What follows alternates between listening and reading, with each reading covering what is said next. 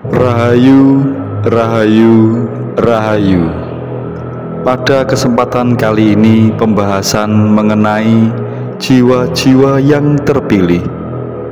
Mungkin ada beberapa di antara kita belum menyadarinya.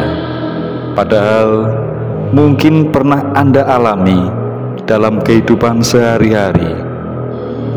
Setiap orang dilahirkan atau dihadirkan dalam dunia ini memiliki karunia yang berbeda-beda. Mungkin karunia tersebut diperoleh dari faktor keturunan maupun melalui proses perjalanan hidup di kehidupan ini.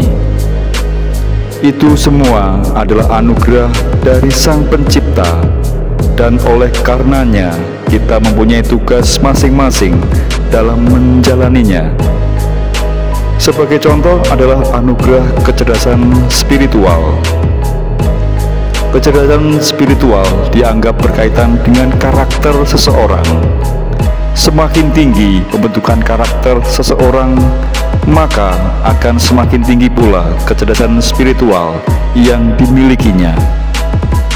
Begitu pula sebaliknya, semakin rendah pembentukan karakter seseorang, maka semakin rendah pula kecerdasan spiritual yang dimiliki orang tersebut.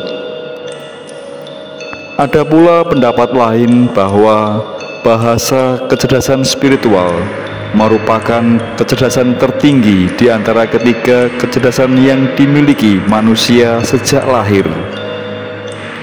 Kecerdasan ini memfungsikan kedua kecerdasan lainnya, yakni kecerdasan emosional dan kecerdasan intelektual. Kecerdasan spiritual adalah salah satu cara meraih ketenangan batin. Banyak yang berpikir satu-satunya kecerdasan yang penting adalah kecerdasan intelektual atau IQ. Sampai kemudian muncullah konsep kecerdasan baru yang menyebut bahwa emosional punya peran lebih penting. Kini aspek kecerdasan pun meluas dengan adanya kecerdasan spiritual atau yang banyak dikenal dengan istilah SQ atau spiritual quotient. Dalam KBBI disebutkan bahwa kecerdasan spiritual adalah kecerdasan yang berkenaan dengan hati dan kepedulian antar sesama manusia, makhluk lain, dan alam berdasarkan keyakinan akan adanya Tuhan Yang Maha Esa. Ada pula pendapat bahwa kecerdasan spiritual adalah kecerdasan yang menghadapi persoalan, makna, atau value, yaitu kecerdasan untuk menempatkan perilaku dan hidup dalam konteks makna yang lebih luas dan kaya. Kecerdasan untuk menilai bahwa tindakan atau jalan hidup seseorang lebih bermakna dibandingkan dengan yang lain. Menurut penelitian di bidang neurologi, kecerdasan spiritual memiliki tempat di dalam otak. Cara pandang yang berbeda dikatakan bahwa kecerdasan spiritual tidak punya tempat di dalam otak kita seperti kecerdasan yang lain. Dalam hal ini berarti menyadari kehadiran Tuhan di sekitar kita dan untuk memberi makna dalam kehidupan. Lalu apa saja ciri-ciri orang yang memiliki kecerdasan spiritual tinggi? Ciri yang pertama yakni panjenengan memiliki batin dan pikiran yang selalu terkoneksi dengan Tuhan. Makna ciri ini menunjukkan seseorang yang memiliki daya spiritual yang kuat kapanpun, dimanapun dia berada, ia akan selalu ingat Sang Pencipta. Orang yang spiritualnya tinggi selalu meyakini apapun yang terjadi padanya merupakan kehendak Tuhan, sehingga mereka memiliki sifat berserah, tulus, dan ikhlas. Orang yang selalu terkoneksi dengan Tuhannya akan mudah menghadapi masalah walaupun keadaannya sangat sulit, sehingga mereka memiliki sifat berserah, tulus, dan ikhlas.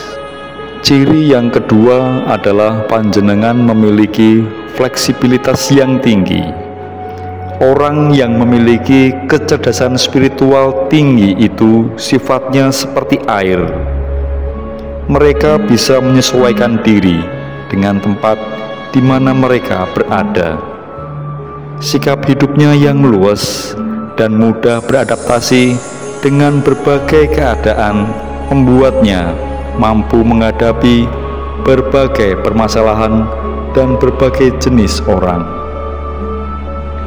Ciri yang berikutnya atau ciri yang ketiga, yakni panjenengan memiliki kesadaran yang tinggi terhadap diri sendiri dan lingkungan.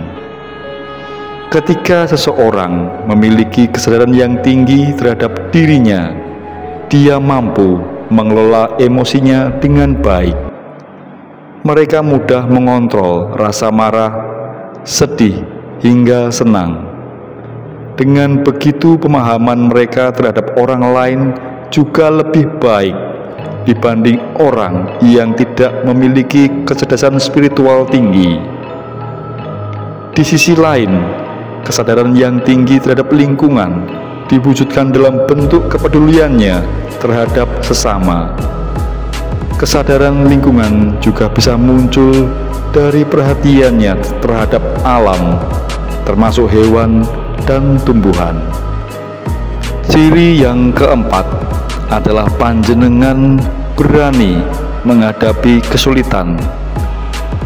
Banyak orang yang hanya ingin hidup dengan mudah, padahal ujian berupa masalah dan penderitaan adalah sarana yang dapat meningkatkan kesadaran diri seseorang.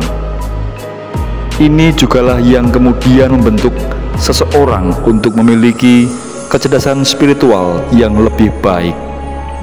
Salah satu ciri orang yang memiliki kecerdasan spiritual tinggi adalah orang yang berani menghadapi ujian.